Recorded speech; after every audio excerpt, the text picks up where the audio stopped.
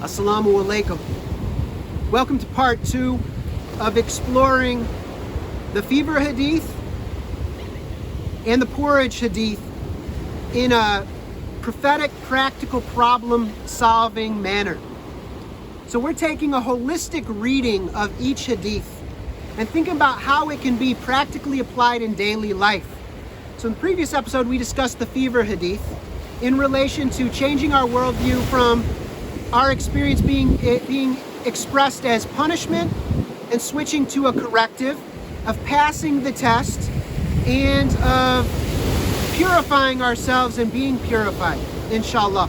In this episode, let's discuss the Porridge Hadith. Now, in the Porridge Hadith, there are a number of them, I believe, but at least in one, we are told that when we're eating a dish, to eat around the edges because the blessing is in the center. Now, I tend to think about things in a holistic manner. Now, there is the literal methodology where we eat around the edges, and it literally does preserve the heat in the middle. And, it's like, I know in a lot of traditional Arab dishes, the meat is in the middle, and so we're eating the rice and the broth and little bits of the meat, and then, so we can look at it in different ways, but I'm thinking about this in a holistic healing manner. So let's think about how it applies. It can apply to our studies. It can apply to healing ourselves, to detoxing and cleansing the body, to purifying the mind. So it can apply to all aspects of life, to cleaning our home. So for instance, let's think about cleaning the home. So in cleaning the home, applying the Porridge Hadith, what you do is say you start with all the easy things. You're gonna clean the whole house. Now, what's ideal is to clean as a family.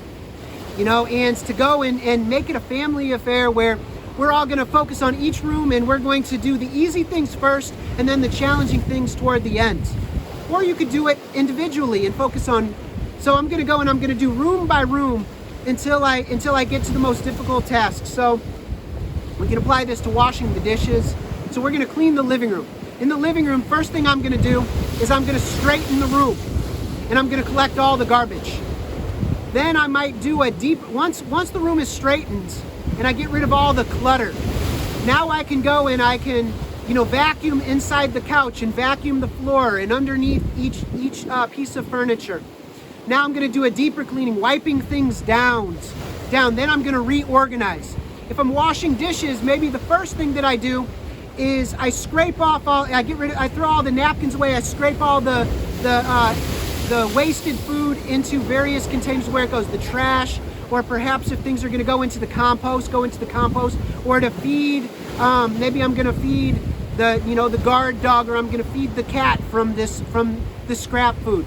Then I'm going to go and I'm going to rinse off all of the dishes and get the excess food off. Now I'm going to put the soap on my sponge and I'm going to wash all the dishes. And then I'm going to rinse all the dishes and I'm going to place them in the drying rack. Then I'm going to go into the next room and maybe do what I did with the living room. So I'm kind of all over the place here, but what I wanted to say is we focus on the easy things first and we do it step by step with studying. Say you've got big tests coming, and so you take all of the easy steps first and then take a systematic approach. In cleansing and detoxing the body, we might want to focus on how can we change our diet in a daily basis and nutrify the body and eat foods that will cleanse out the poisons and toxins from the body.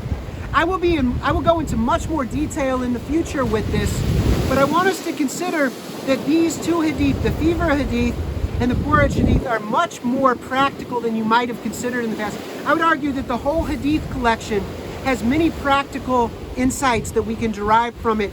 These are two of the most immediately practical ones that I can think of off top. Others might have more ideas. We need to be as practical as possible right now as we problem solve all areas of our life. So we need to heal our bodies, we need to heal our minds, we need to heal our marriages, we need to heal our families, we need to heal our communities. So we need to take a very practical approach to this. Everything needs to be related to cleansing, to detoxing, to healing, to being made whole.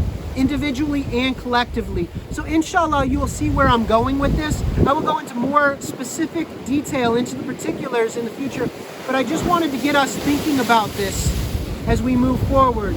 So may we all be rectified individually and as an ummah and as humanity. All right, so inshallah, we will take practical steps in this pathway. Until next time, assalamu alaikum wa rahmatullahi wa barakatuh.